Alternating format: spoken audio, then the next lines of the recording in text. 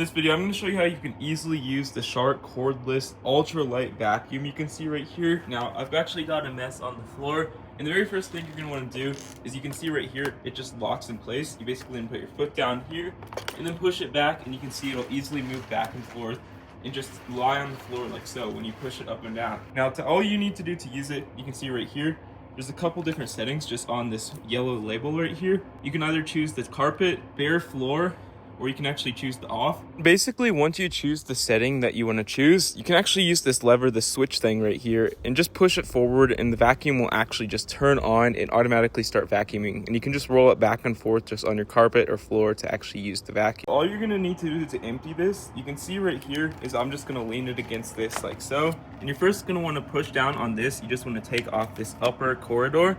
And you can see right here, once you do that, you just pull, and you can see it'll easily release like so. And this part is completely separate. The debris is all in here. And basically you just want to hold it over the trash can.